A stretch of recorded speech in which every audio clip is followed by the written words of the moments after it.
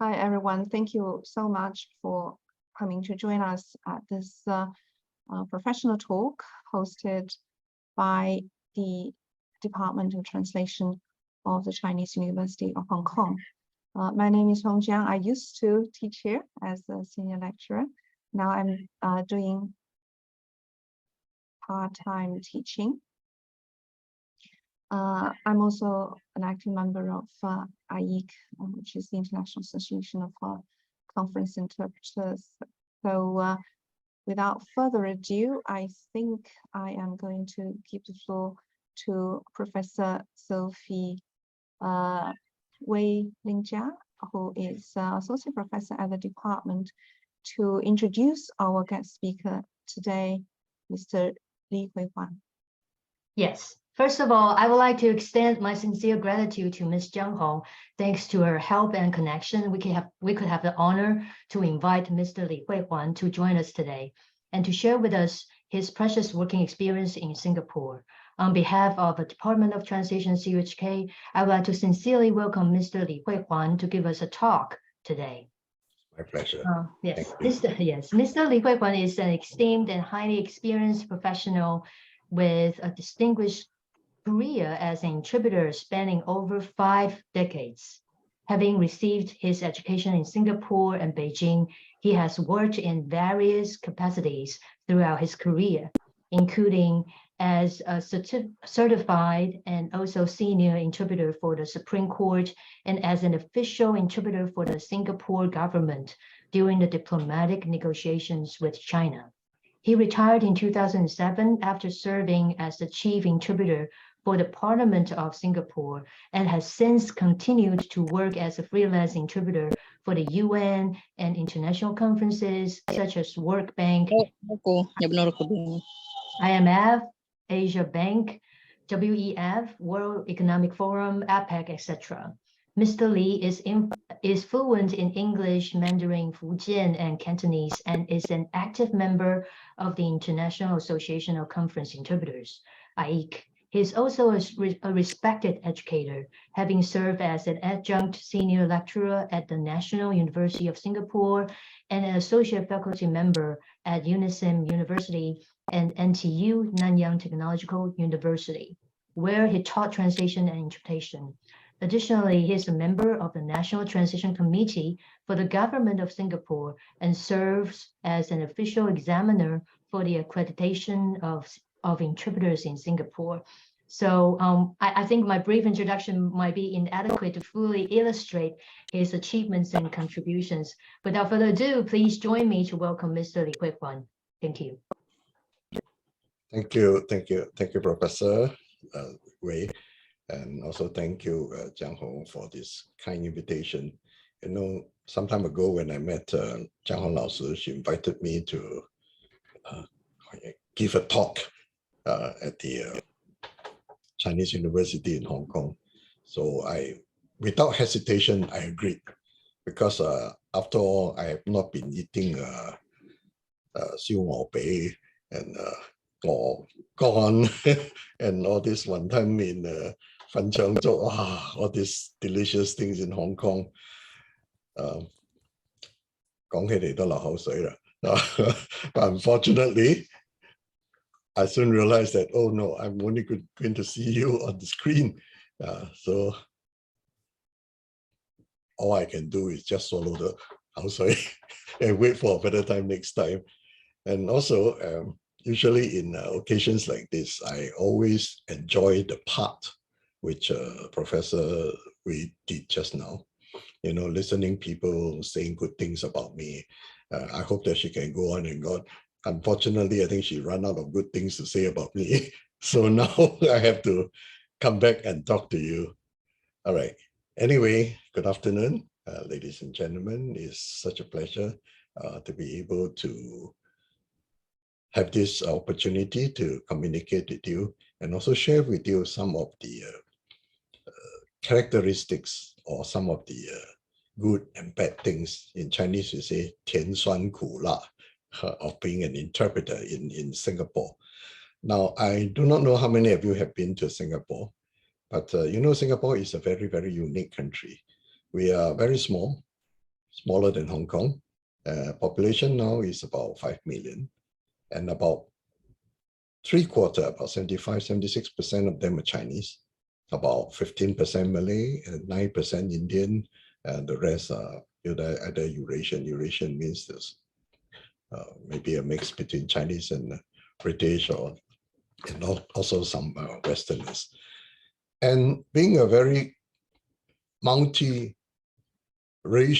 multi-religious, multicultural, and multi-linguistic country, language is, of course, a very complicated matter. So as you know, Singapore, like Hong Kong, we were a former British colony. So when we eventually got ourselves something like an independent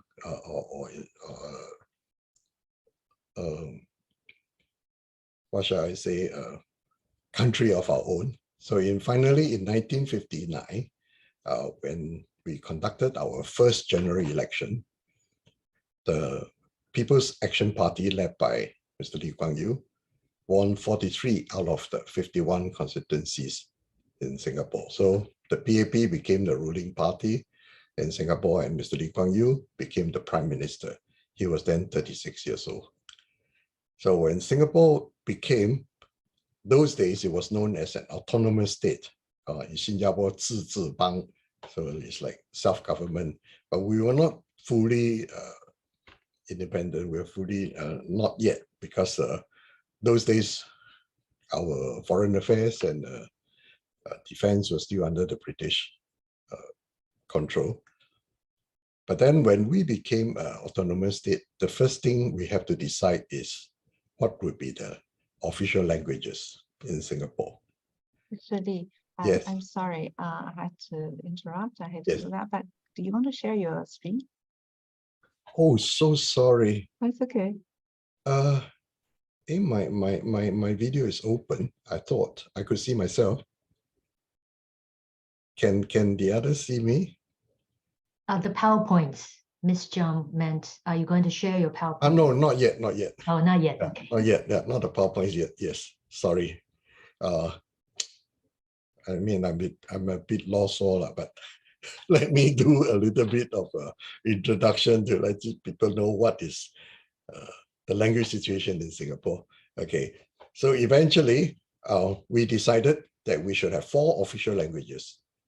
Chinese, because about 80% of the population at that time was Chinese, and then of course English, which was a leftover from the colonial days, and then of course Malay, which is the native language in Singapore, and then Tamil, which is actually a type of Indian language spoken by the people from the southern part of India. And in fact, most of the Indian residents that we have came from the southern part of India.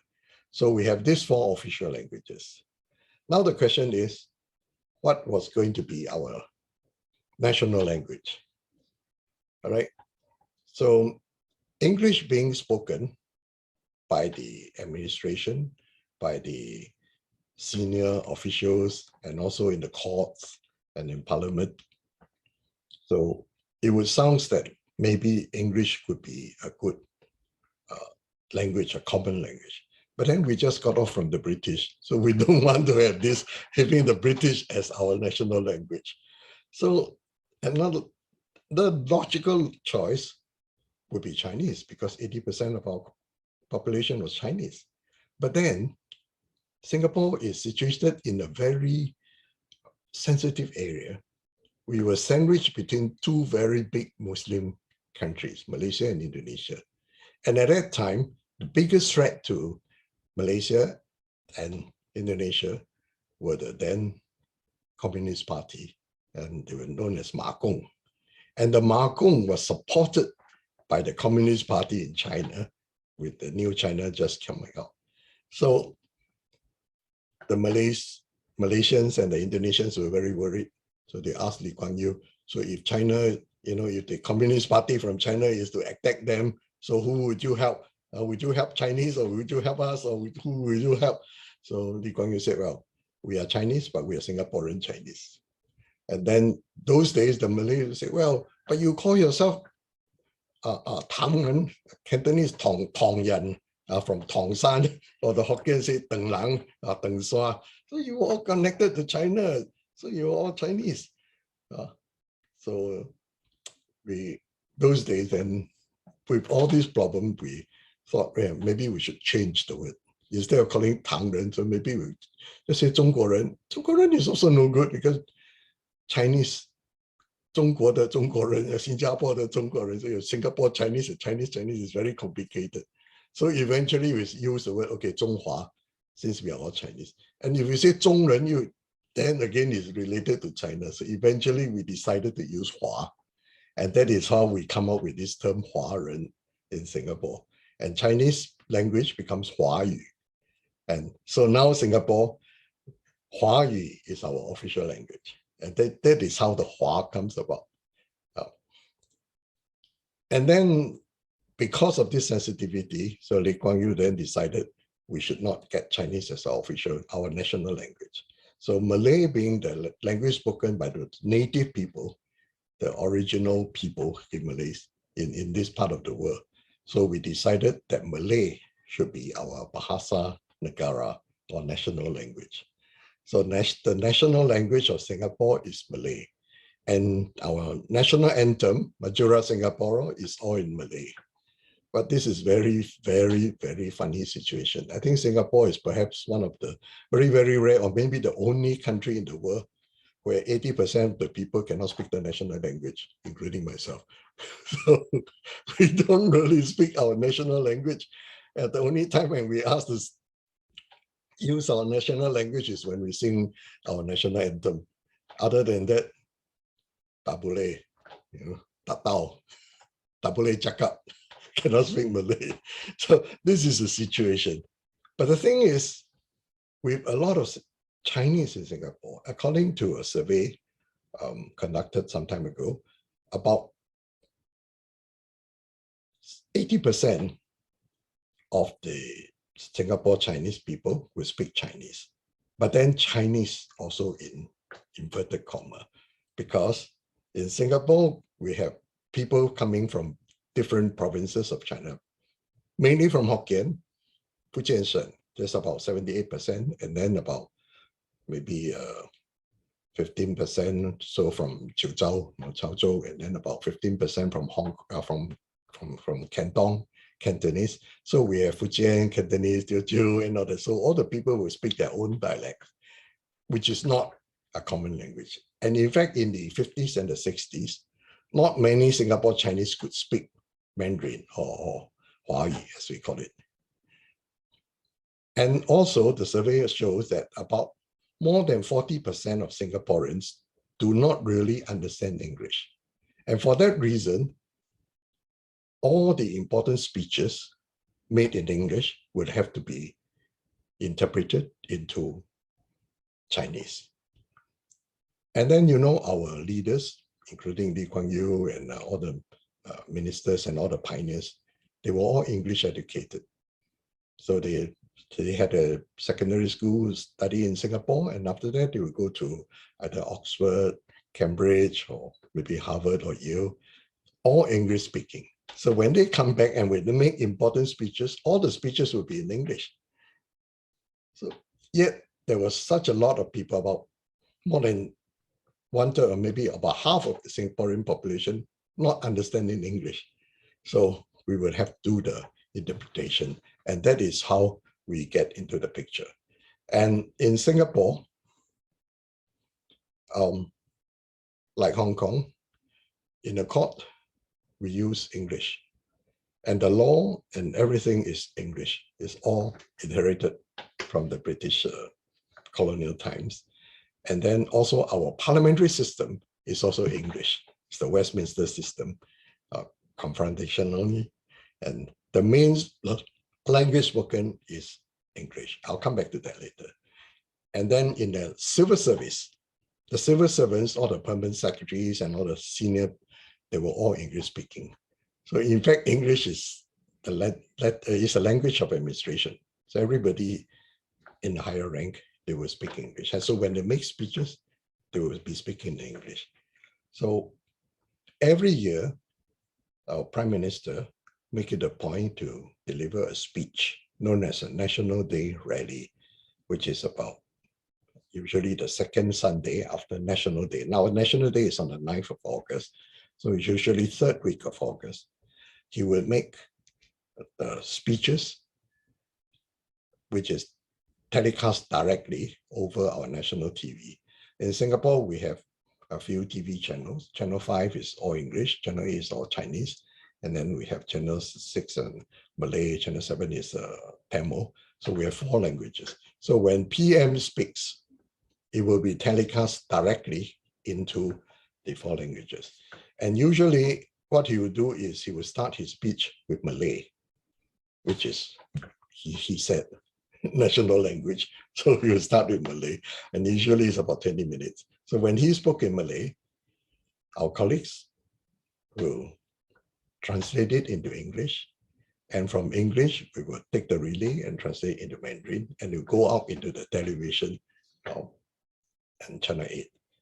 After 20 minutes, he will go on to speak in Mandarin, Huayu, for about 30 minutes.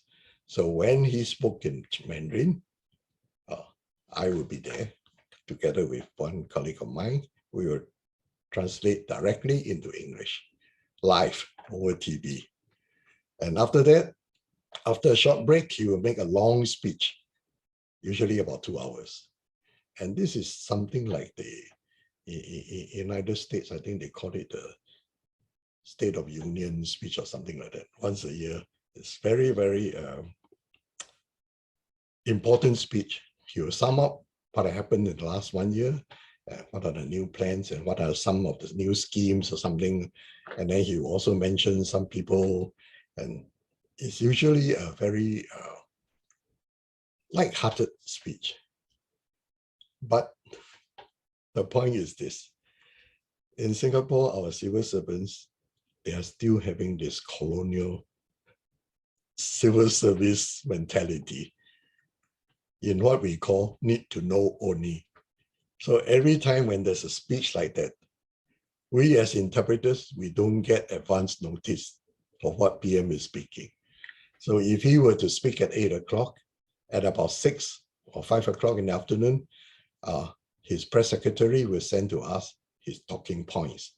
And I started doing this actually way back in 1987, when Mr. Lee Kuan Yew was still the Prime Minister.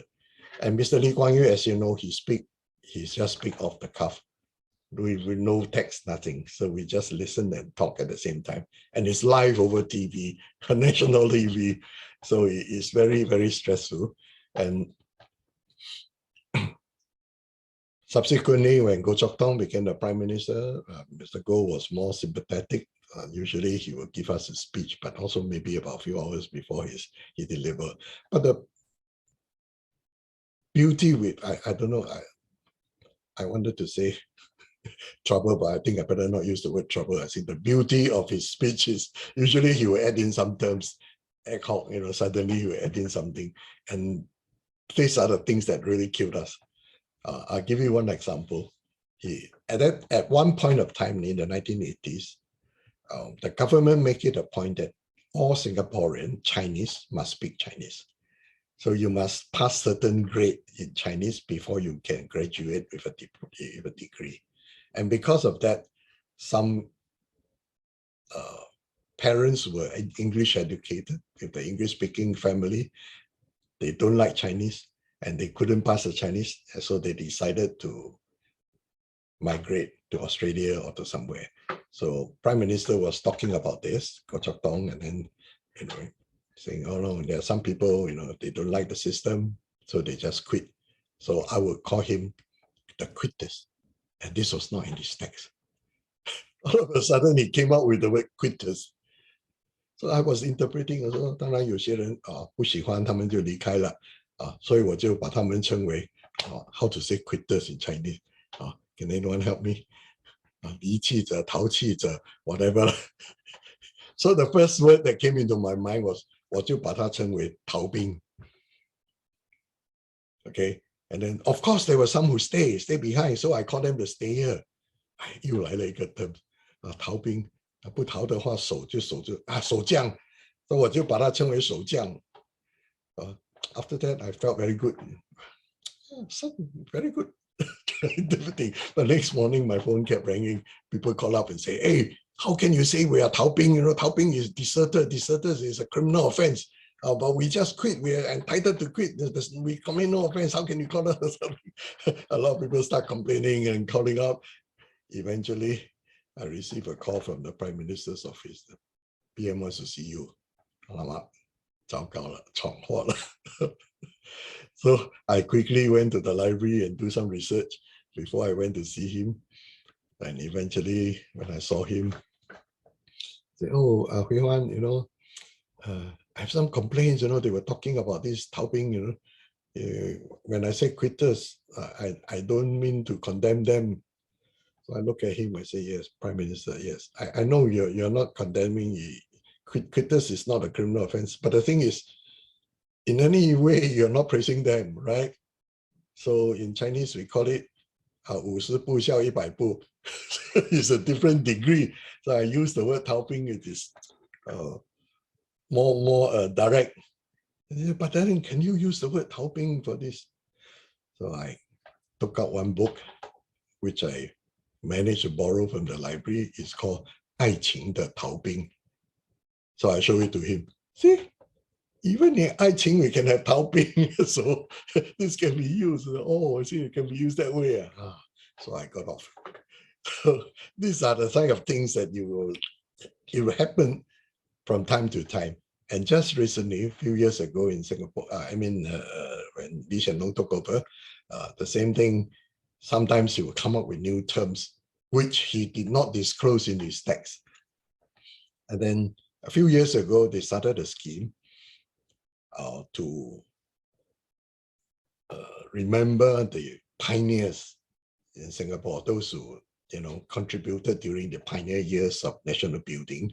That means those who were born before 1958 or something like that, and then became a citizen before 1983. So those who were born before 31st of December and have contributed, so they are known as the pioneer generation. And he came up with this word, pioneer generation, all of a sudden. I was interpreting and I had to think of something. So they say pioneer, 先驱. So I just interpreted it as 先驱一代. But then eventually, after this, because they have time to discuss and all that, finally they said that 先驱一代 is not so good. It's just 先驱, just fight. So not contributing. So they rename it as 建国一代. So now we have this pioneer generation, which is called 建国一代. And we have some advantages because if we go to a government clinic, we have 50% discount as a pioneer generation. So, and this is what you get. People like me, I have this card, it's better than a diamond card. Okay, this is 建国一代.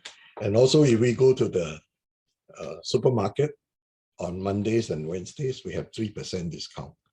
So my wife loves this card. She always have it with her.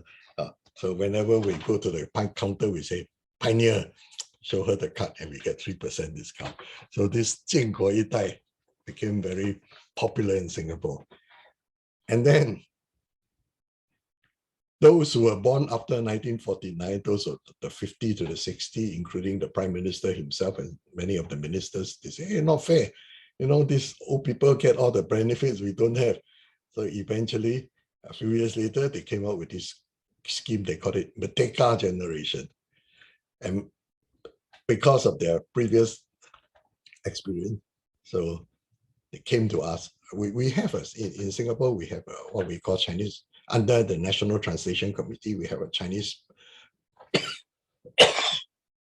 language reserve panel where we standardize most of the translations in Singapore. So they came to us. So now it's Merdeka system generation. So what should we call it? So we think about it, and I suggested, well, since we have 建国, then we call it 立国. So 立国一代. So now we have the Merdeka generation. All right. So the Merdeka generation will also enjoy a certain discount, government clinics and all that. So these are some of the things that, you know, when we do this kind of translation, this kind of on-the-spot interpretation, we have to be very quick in our mind, and we have to come out with terms which is good, which is appropriate, and which is politically sensitive. So we have to be very careful with what the choice of words. And as I said, you know, in Singapore, because of all these language problem or language issues, so when we interpret, especially in political speeches, a lot of terms which is very local, very Singapore. And there are three main categories of difficulties that we have, and which has, you may call it difficulties or you may call it characteristics or whatever.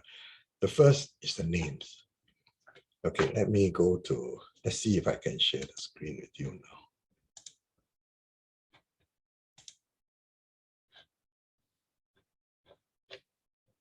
Oh, okay. Before we go there, it reminds me, what is the role of an interpreter? You know, when Jiang Hong Lao Sư was discussing with me on this talk, what should we call the title of the talk? Originally, I suggested to her that we use this term, talking behind the back. You know what is the meaning of talking behind the back? And he said, 人家背后讲人家坏话, right? Talking behind the back.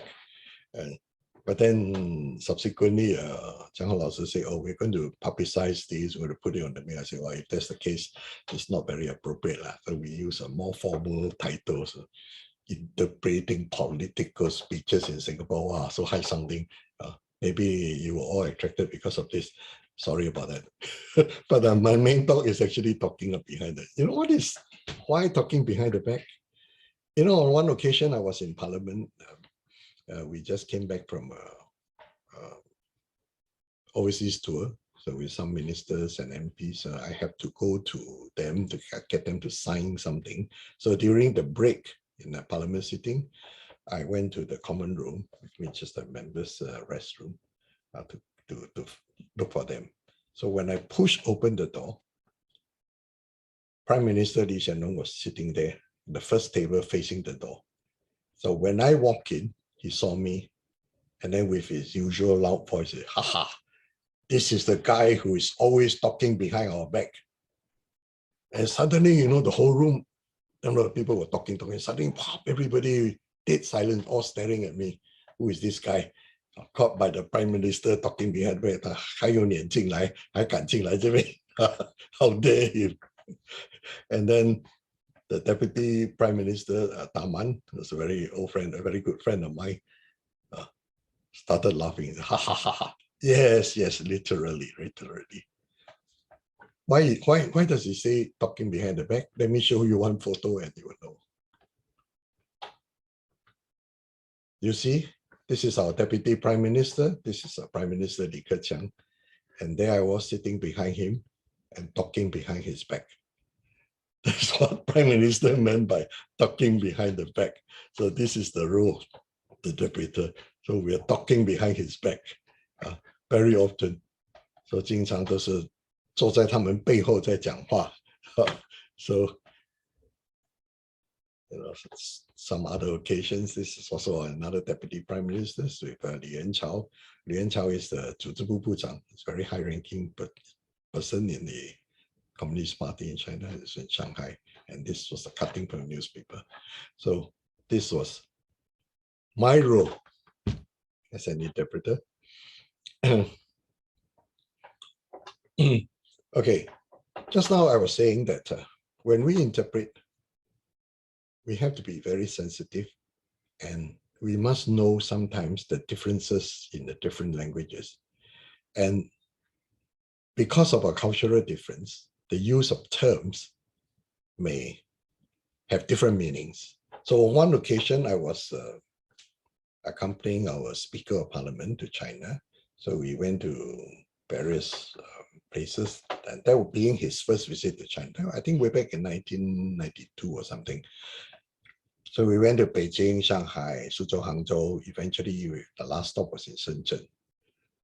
And our speaker, that time, Mr. Tan Soo-kun, he's also a millionaire. He owned a watch factory, Timex watch. I think you've probably heard of Timex in Hong Kong. So when we were in Shenzhen, the deputy mayor, a vice mayor who was accompanying us during a talk, he spoke to Mr. Tan and said, you know, my mother was working in the factory.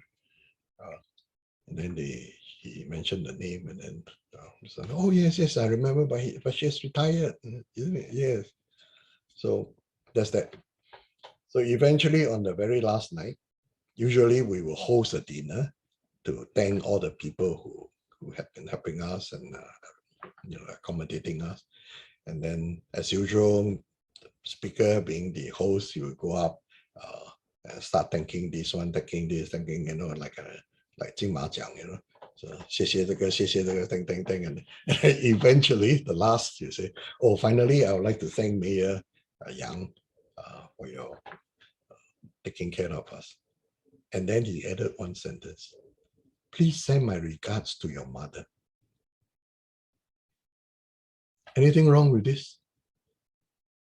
It's a very polite, a very natural way. But then it shocked me, because if I were to translate it into Chinese, 请问候你妈妈, tomorrow newspaper will come out front page, 新加坡议长问候市长令堂.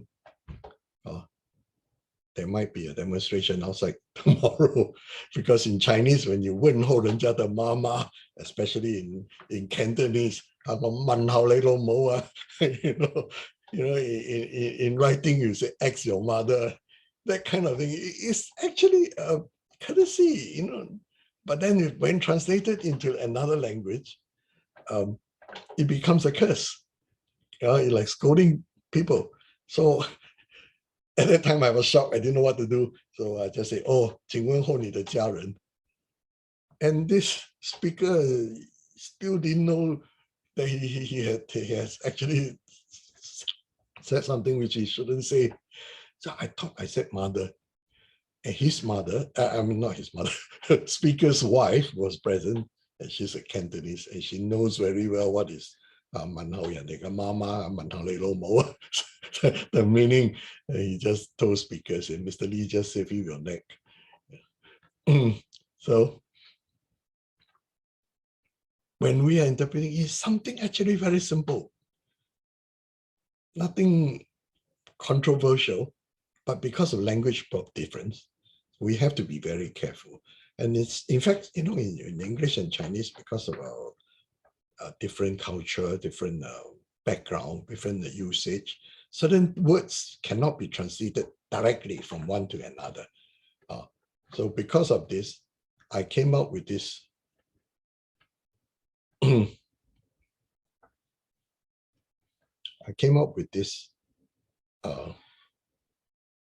thinking. So when you interpret,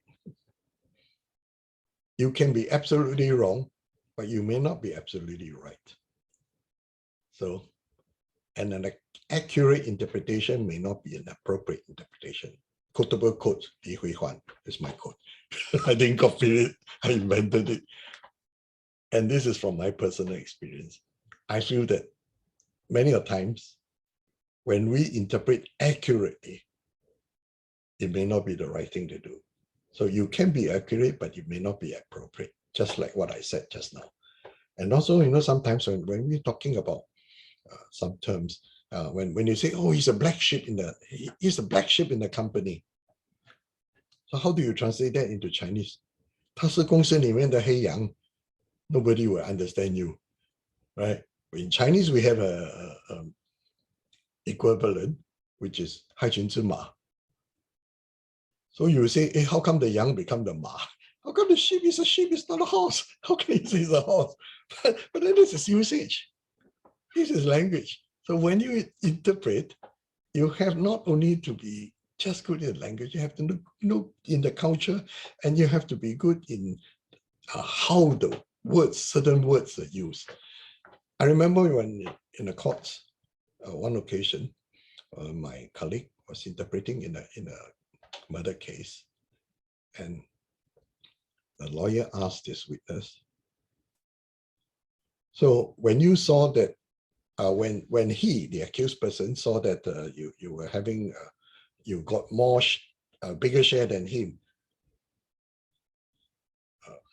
what was the reaction? And this witness said, oh, 他看到我拿那么多，他就眼红了. And my colleague, the junior interpreter, just translated, oh, when he saw me having so much, he got red eye. And so the lawyer immediately attacked him. So he was very angry. 他很生气了，没有啦，他只是眼红而已啦。No, he was not very angry, just red eye. But then when you're red eye means you're very angry. So the interpreter got shocked. 你脸红不是你的事情，哎呀，脸红就脸红啦，他是吃醋啦，那没有不是生气的。So this is a difference in English. When somebody says he's red eye, means he's very angry, red with rage. Or when he's angry, as Shakespeare say, is green in jealousy. So these are different. It's a different color in English. Jealousy and red is not, red eye is not angry. In Chinese, it's 眼红, it's simply 妒忌 or 是吃醋. It's not angry. So we have to be very careful how we use words, especially in the courts. So this is all general things. Now, in Singapore, when we interpret, usually, especially when, interpreters from China, the interpreters from the Foreign Affairs, 外交部 in China, they're all very good interpreters. When they come to Singapore, usually they prefer just to interpret for their own people, their own ministers from Chinese to English, but they refuse, not say refuse, but maybe reluctant to interpret for us because, first thing, the names. In Singapore, most of us have our name translated from Chinese to English according to the dialects.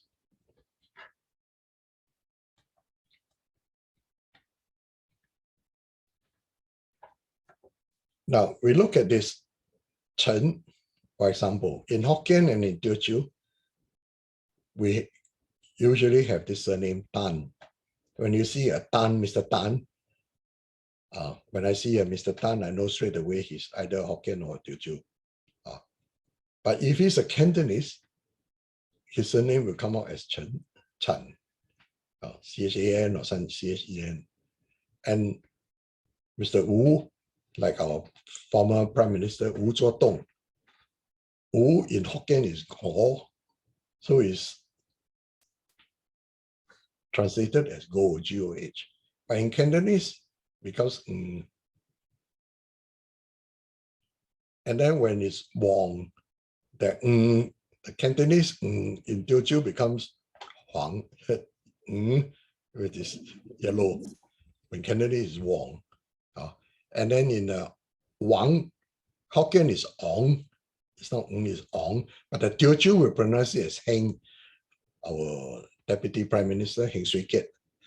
His Chinese is Wang Lui-Jie. In Teochew, because it's Teochew, so his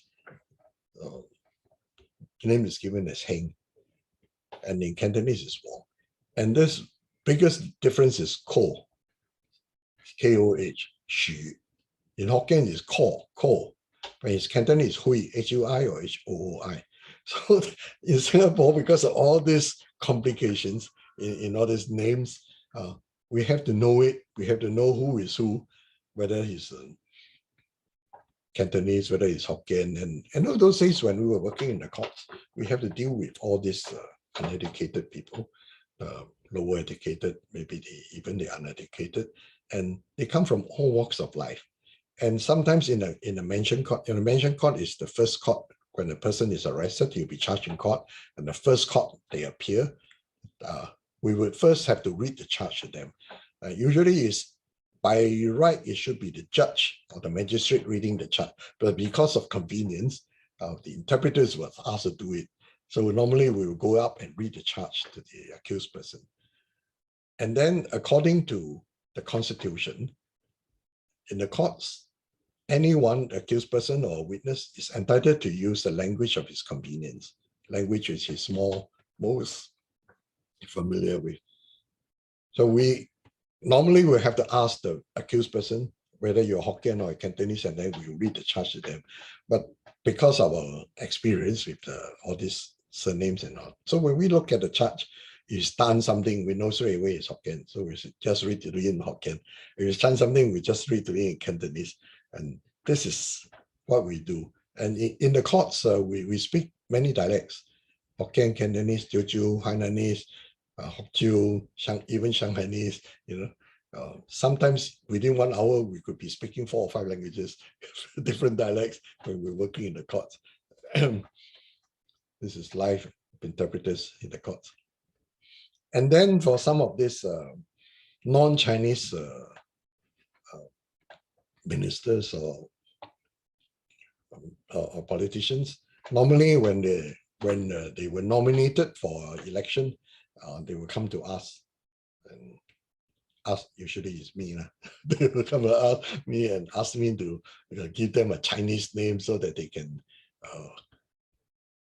relate themselves to the Chinese voters. I know, as you know, about 70–80% of the Singaporeans are Chinese, so they have to use a Chinese name. So I've given this name, like our foreign minister is Vivian Balakrishnan.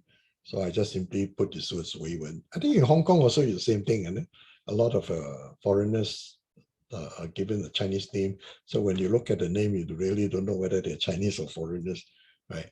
And then this is Taman Shanmugaratnam.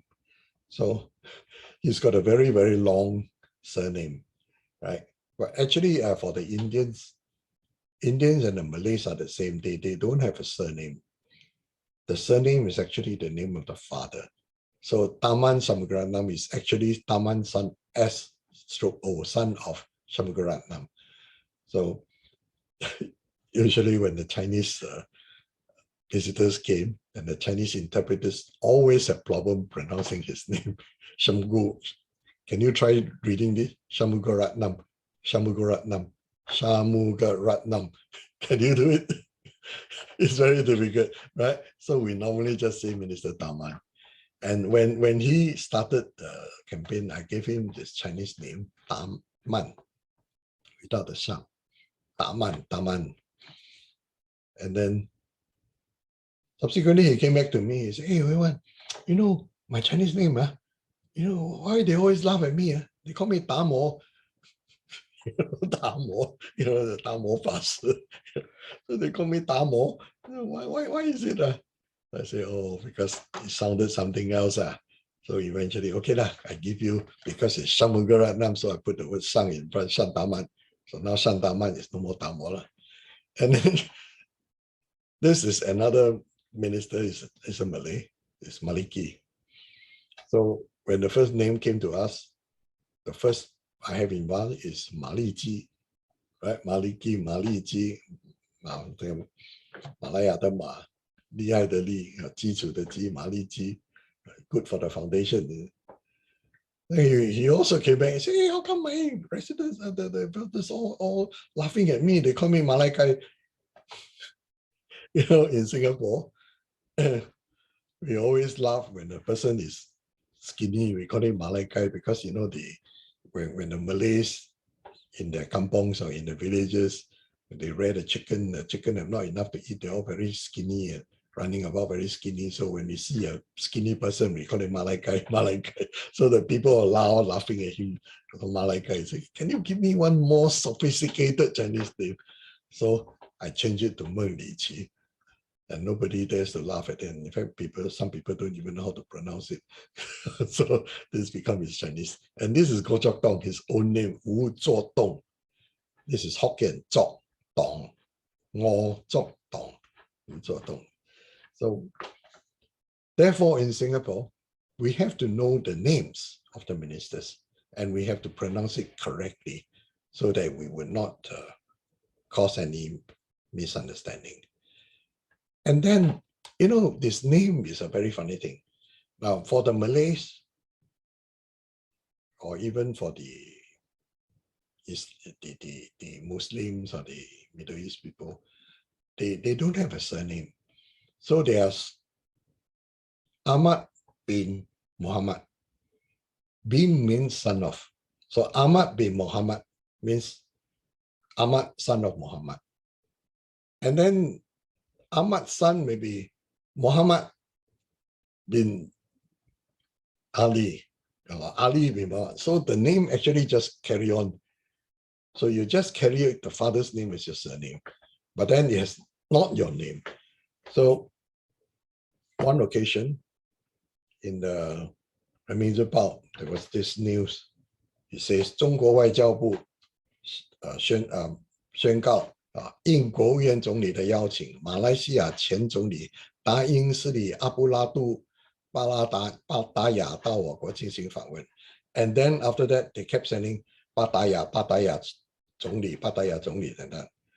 And then it just so happened that one night I was sitting next to the chief editor of Reminzer Bao in one of those meetings. So I told him, hey, this is all wrong. First, in Malaysia has got a king. So you know, in Chinese, in a sovereign state where there's a king, the prime minister, we would usually use, not usually, as a rule, we will use the word 首相 instead of 总理.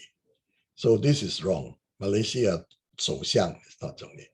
And then this 达英斯里阿布拉杜, these are actually all the honors given by the kings. Daing Sri, and this Abdullah is actually Abdullah. And they kept saying Patawi Zhongli, Patawi Zhongli. I said, Patawi is the father. It's nothing to do. We never have a Patawi Zhongli. And in fact, when Abdullah was first elected as the Prime Minister of Malaysia, there was an agreement between the Chinese name standardization committee and our committee that we would standardize his name. At first, they called it Patawi Zhongli, but I told them it's wrong. Patawi is the father, it's not the son. So eventually we agreed that he should be known as Abdullah Sosiak. So we have to respect them. And you know, in a republic, usually the top person is called the president. President, and in Chinese is 总统. In all the countries, all the republic, except for one republic, that's the People's Republic of China. They call it it's president, but they don't call him the president, they call him the 主席. So this is, he wants it that way, and this is China. So 名从主任, so we follow, we just call him, in English it's president, President Xi Jinping, president, but then in the Chinese, you call him 主席. And then sometimes people don't understand. Even in China, you know, you remember the person who was in charge of this September 11 event is called Osama bin Laden, right? But in China, they always call him bin Laden. He's not bin Laden. Bin Laden is the father. So the bin Laden, the father, has been accused of all sorts of misdeed, all sorts of terrorism and all that because of what his son did. Of course, in China, we say, 子不教父之过, so the father has to bear all the money, but it's wrong. I kept telling them it's wrong. Bin Laden simply says Laden the 儿子. So his name should be Osama. We just call it Osama. All right. And these are the names. Okay, sorry, I'm a bit long-winded. Places. Singapore also is very unique because some of our road names, street names, were translated into Chinese in the 50s and 60s. In the 50s and 60s, not many people really speak Mandarin. So in fact, the Chinese they spoke are usually Hokkien. So Orchard Road, which is something like Nathan Do, you know, in Kowloon, is one of the biggest streets, and with all the big superstores and hotels. But the Chinese name is called Wujielu. The Chinese people usually ask me, hey, why you call Wujielu 这么难听这个名字? But actually, Wu is Hokkien, or Jiet is Hokkien Jiet. So Orchard, very, very close to Orchard, right? So it's Orchard Road. And since we've been using it for so long, we just carry on using it, right? And then the most ridiculous one was Raffles Place. In the 50s, 60s, Raffles Place is translated in Chinese as 来福士不理. 来福士不理. 因为福建话不累, 不累, 不理, 这个理或者是礼貌的礼, 不累, 来福士不理, place, 不累. So it's only until the 1970s that we decided that this is too ridiculous. So we changed it to 来福士坊. So in Singapore, we have all this. And in fact, in the 70s, we have a committee that look into all this, and we standardize all the street names and how they were translated. And this is a very long list. I don't want to bother you with that. And then sometimes some countries' names are very, very close. I remember once I went to a library, I was flicking through, and then I saw that, you know, when China was admitted to the to the United Nations, so there was a voting list, and I found that Ruisi supported. Yeah, how can that be? Because Ruisi was actually admitted to the United Nations 1 year after China. So they cannot be the one with the things. So I went and checked the English version, and it turned out to be Swaziland rather than Switzerland. Swaziland. But the Chinese paper wrongly reported it as Ruisi. The same Austria and Australia. These two names are very, very close, and it's usually very mixed up. Okay, finally, I'll come to one very important thing. You know, when Prime Minister make his speech recently, I make a strong slide survey, and he used a lot of acronyms, you know, short forms. And in Singapore, where people are getting very, very used to acronyms. So, you know, in his speech, he used this SAF, MTI, MEDEF, GST, PM, HDB, and all this. So to us, we know what it is. We're familiar with it. But for foreigners, especially for Chinese, when they come to Singapore, they just don't know what we are talking about. Let me give you a list of some of the acronyms that we use. In Singapore, if you tell a Singaporean HDB, everybody knows what is HDB.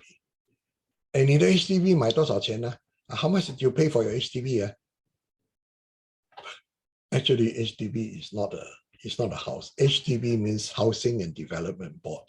They were the one who built all the houses. You know, about 80% of Singaporeans live in houses or flats built by the government, and those are known as Housing Board flats. So they all call it HDB flat. And to the Chinese, we just call it HDB. 你的 HDB 买多少钱呢? 30万, 80万, 60万. Right? And then another term that is always used is NTUC.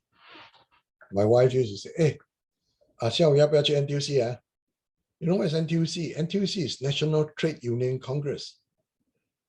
You think she's so interested in trade union activities? No. All housewives in Singapore knows what is NTUC, because the biggest supermarket chain in Singapore is run by the National Trade Union.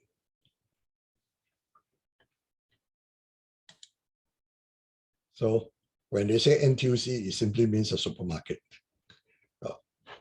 And then there are many other terms like statutory board. You know what is statutory board? Statutory board is a government department which is actually set up according to the law. Yes, Arif, is there anything? No, it's okay. All right, these are some of the usual terms that we have in Singapore acronyms. And if you're not familiar with it, you just could not interpret. You know, some time ago, there's China's Vice Premier, Wang Qishan, came to Singapore. And when he came, I think on one previous occasion when he came to Singapore, he was given an interpreter who was not a professional and he couldn't like it. So he, on that occasion, I think it was 2008, he told the Chinese embassy that he wants his interpreter to interpret for him and he didn't want a Singapore interpreter to interpret for him. Then he arrived on a Sunday. So the next day, the first stop was to visit the Ministry of Transport. So our foreign affairs, as usual, I know when the Chinese premier or the big shots came, they will get me to be the interpreter. So I went there, I told the minister, I said, oh, Wang Qishan say he doesn't want a Chinese interpreter, doesn't want me to interpret. He wants his own interpreter. So minister said, well, let it be, but you stand by, you know, don't run away. I said, okay. So when Wang Qishan came Monday morning, he saw the minister and said, oh, well, 我们对新加坡这个交通管理方面的事很有兴趣，你能不能告诉我们一下新加坡这个交通管理的问题？ So he's very interested in how we manage our transport system. And then our minister make a statement. Can you read it? He says, to buy a new car in Singapore, you need to bid for a COE from the LTA using your DBS, UOB, or OCBC account. You would need to install an ICU in your car to effect ERP payment whenever you drive into CBD. And if you scrap your present car, you can claim your remaining PRF value to offset the ARF. And your new car, which is based on its OMV. After saying this, the Chinese interpreter stared blankly at me and told Wang Qishan, 我不知道怎么翻. Can anyone translate this for me? If you can, I buy you a big dinner when you come to Singapore. These are what we call acronyms. What are these? COE is Certificate of Entitlement. In Singapore, it's very funny. When you buy a car, you must bid for COE. And the COE now, the present price just concluded is 110,000 Singapore dollars. Not the car, not just the paper. So you have to bid for a COE, pay 110,000 before you can buy the car. So that's why cars are very, very expensive in Singapore. It's called 用车证, it's translated in Chinese. LTA, Land Transport Authority, 陆路交通管理局. Talking about 陆路交通管理局, that's a joke. You know, when 陆路交通管理局, when we translated, you know, our committee translated this term for them, they just short form it and called it 陆交局. So I told them, you cannot use 陆交局. It doesn't sound good. Why? What's wrong? I said, but if you read it in Cantonese, it becomes very vulgar. I don't want to read it now. Huh?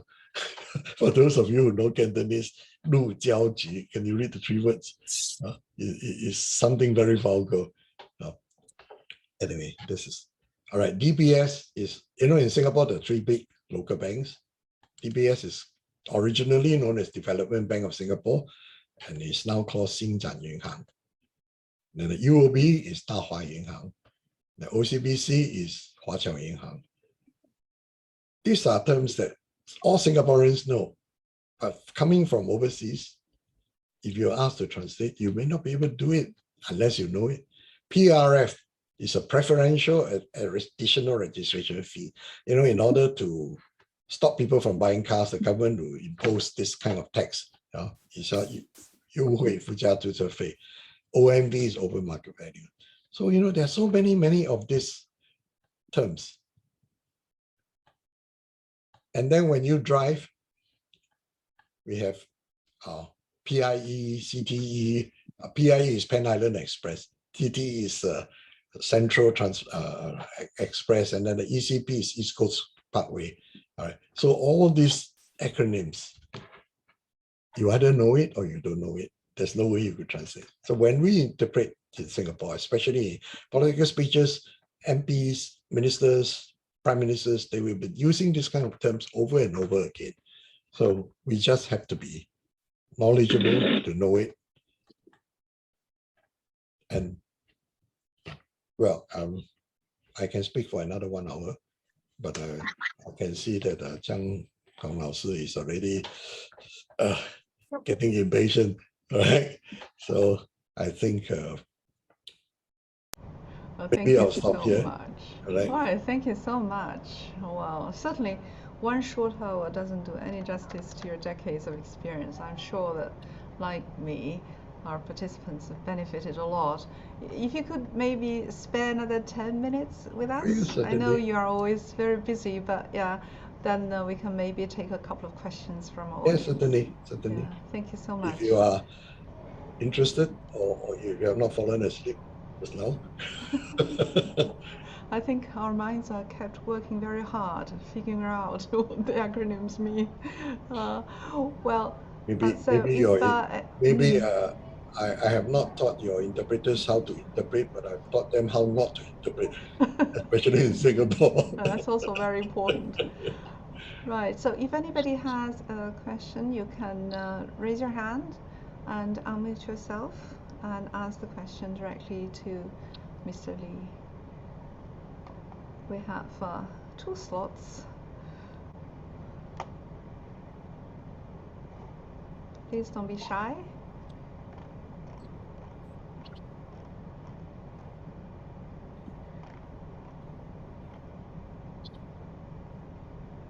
Well, But if you don't mind, yes, yeah, if you I don't think mind, we hear a voice just now.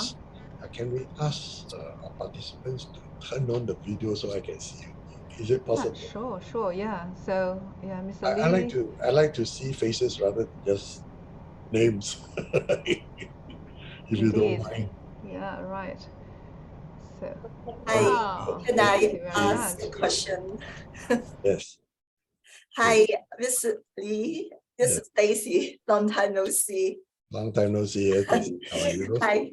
I just wonder whether I can ask a question not directly related to the very interesting, illuminating talk you just gave. You can ask the question, but I don't promise you I'll answer it. Okay. Well, I'm just wondering, what's the freelance market like in Singapore? You know, I was there before, and I didn't think there were many talents like you working in Singapore, you know, back in the year 2000 to 2005 when I was there. But so I'm wondering whether things that change with the influx of immigrants and also, you know, new talents from China, training in Hong Kong like at CUHK, but then maybe finding jobs in Singapore, settling there. Is the freelance market more vibrant than before, especially given the economy's been, you know, on the rise? Okay, thank you for your question. 2 parts. First, pre-COVID-19. Second part, during COVID-19, and now post-COVID-19. All right, just before the COVID-19 came in about 2 years ago, the Singapore MICE market, you know, this conference and all that was picking up. In fact, we had quite a lot of conferences, and because of China coming up, so a lot of people were speaking in Chinese. So actually the interpreters were really short-handed at that time. So we were able to get very good jobs at a reasonably priced. But you know, Singaporeans, I don't know about Hong Kong people, but Singaporeans, they're very funny. No, they can spend a few $100,000 decorating the room, you know, with sound system and all that. But they haggle with us over a few $100s on interpreters' fees. Those days, I think about post-COVID, we were charging something like 1,200 Sing dollars a day. They say, "Hey, 800块可以吗?" And then sometimes when they ask me, I say, no, my price is fixed, right? Because I'm an CUHK member, and CUHK has actually said that we cannot go below a certain price in order to sell ourselves. So of course, I don't think I know about it, but I just use it as an excuse to tell them, no, we cannot. And then eventually they call back and say, oh, I've got someone who is prepared to do for 600, and he's prepared to do a loan, so can you think maybe you lower it a bit? I say, oh, good luck to you. First, I cannot lower my price, and secondly, I cannot do solo for SI. And then next morning about 9:30, I received a call from them. Hey, yesterday the meeting this morning, interpreter just could not cope. Can you please come and help us? I say, sorry, I'm not the Automobiles Association. When a car breaks down at the roadside, then you call me and ask me to go and repair. You should know right from the beginning, you're paying a price for it. So that is the situation. But then, of course, during the COVID time, there were hardly any meetings. So we were all very free. And since I have actually retired, I'm still enjoying my pension, so I don't really worry about not having a job. But some of my colleagues were already not having any job. But now that it's picked up, and because in recent years, Singapore have actually conducted a few courses in interpreting and translation, and there were some graduates from universities and all that. So they were also doing, but there's still two different markets, the upper market and the ordinary. So the bigger ones, the big conferences like Shangri-La Dialogues and all these very important conference, they will still come to us and pay our price. And then for the not so important one, and sometimes they take interpreting as a necessary nuisance because there are some people there, so we must provide whether or not they listen or whether or not you could interpret, they don't care. And for those, you can, charge whatever price, pay whatever price you like. So I hope I answer your question, Daisy. Not very helpful, but this is the situation. Yeah, that's interesting to know. Thank you. Yeah. Thank you very much. I think I see a hand raised there. Lizzie, go ahead, please. Hi, Prof. Yes. With middle class, I'm from NTU MTI. So I'm graduating this year, hey? So I was wondering, what is a reasonable way for students, for graduates to find opportunities? Because most of the opportunities out there right now requires us to have prior experience. And as a fresh graduate, we don't have that. And also second question is it okay, should I take on an opportunity if the organization could not give me information to that conference prior? Okay. Now, first thing, yes, of course, for organizations, they will not employ an interpreter just because you graduated with a degree or whatever. For interpreting experience is still very important for some of the reasons that I gave just now, right? So my advice is, if you can, try and get an internship in some of these agencies, or maybe even from the government Ministry of Communications and Information. They have the translation section, and if you want to do written translation, and of course the newspapers and television, you get an internship. That's very important, and that's from there you get the actual exposure and the actual experience to work with the professionals and learn from them. All right. And what was the second question? Sorry. It's actually, so there was this one organization that was willing to take me on, but then they were not willing to surrender their prior information before the conference. Let me tell you, unfortunately, this is a very common thing, right? As I said, a lot of people, they just want it confidential. Everything is confidential, this and that. Before I could even start a job, they asked me to sign a non-confidential agreement and this and that. Just sign it. Who cares? Right? Just do it. But the thing is, sometimes when they don't give you the information, you have to look for it. Like, for example, I'm asked to do a alloy stainless steel conference, 2033 Asia Pacific conference, and they didn't give me anything. So I have to go to the internet and search for this conference, search for that, some of the unions or companies and some of the names and all that. And we have to do our own research. And that is why we have to charge a price. Just like doctors, when they give you a jab, they charge you $50, which is actually 20 cents. And that is because they have to learn, you know, they have to spend all the years in the medical school. They have to do all the research. Likewise, when we do our work, we also are entitled to claim our price. Yeah. Thank you. That's very helpful. Thank you. Thank you. Thank you very much. So Chen Ren, do you want to ask a question? Go ahead. Yes, hello, Professor. Thank you for your kindly accommodation. Yes, about what's factors that we should avoid when we are doing interpreting. And the question I want to ask is that can we first experience in the written translation, and then we pass to interpreting practices? Because I have the similar question of the former attendant, and I found that we seldom find the job opportunities given for us, the fresh hands, the green hands. So I would like to ask, is it better for us to first concentrate on the translation work to know more technical or specific information of one factory, and then we have such experience to tell the company that we have such knowledge, and to let them give us another chance for the interpreting practices? Is it a better way for us to step into the interpreting industry?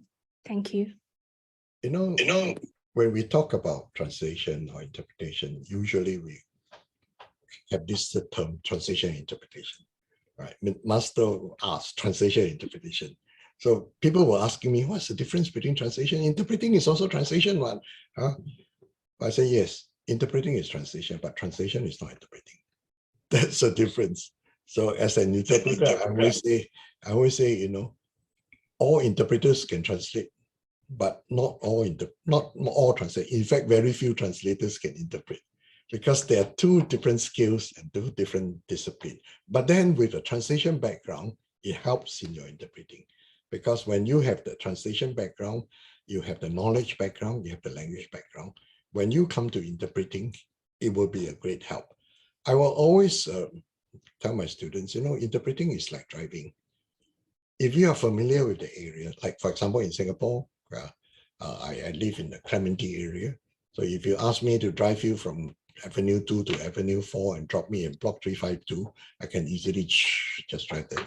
But if I come to Hong Kong and you ask me to drive you from Palmate to Wellington Street, I know where is Wellington Street, you know, that's where your gay is, right? That's my favorite store, right? Then when I drive, I have difficulty driving because I don't have the background. So when you interpret, when you have the background knowledge, it will be a great help. It will help you. So when you, if you are keen in doing interpreting, what you do is you do more talking exercise, and especially take any opportunity you can to make public speaking, because I always feel that public speaking is a very important part of interpreting. If you cannot stand up and face the audience, you just cannot interpret, right? When someone is speaker is speaking and you're interpreting, standing next to him, and you look at the people down there and you get scared, you know, you get nervous, you just cannot interpret. So this is part of the training and part of the preparation, right? So of course, you're right. It's not easy to get an interpreting job, especially when you're not experienced. Okay. Thank you very much. All right, thank you very much. Do you have any hands at all? So, bit of a countdown situation here. Actually, I don't see any more hands, and I think I'll just say thank you so much, Mr. Lee. Thank you. For spending time with us and sharing with us your very rich experience. And I'm sure if I couldn't, get you over to Hong Kong this time, I hope that in the future I'll be able to take a little bit of Hong Kong to you in Singapore. But anyway, Yes. yeah, we hope we'll have future opportunities to invite you back, and also I hope that anybody who is present here when you visit Singapore, you'll probably have the good luck of meeting Mr. Lee in person and learn further from him. Thanks again. And I look forward to seeing everybody here as well. And thanks to Professor Hui as well for staying with us for the whole lecture. Thank you so much. Hope to Thank see you, you Professor again. Join Hui, us for your at. Hong Cha. And also, okay, you can actually share my email with them. So in case Great. you Yeah. have anything they want to communicate with me, they can. Yeah, what I suggest that participants do, if you do want to seek advice from Mr. Lee, is to go to the directory of CUHK, so www.aiic.net, and then under that you have a search function for interpreters in different regions of the world. Mr. Lee's name is there, and his contact information is also there as information in the public domain. Yeah, so that's for you. Yeah, thank you, Right. Ms. Zhang. Thank you, Mr. Lee. Thank you. Thank you. Thanks a lot to everybody joining us here. We are going to have more professional talks, so follow us on Translation Department CUHK. Go to our website. All right, thank you. Thank Bye you. now. Thank you. Thank you. Bye-bye. Bye Bye. bye.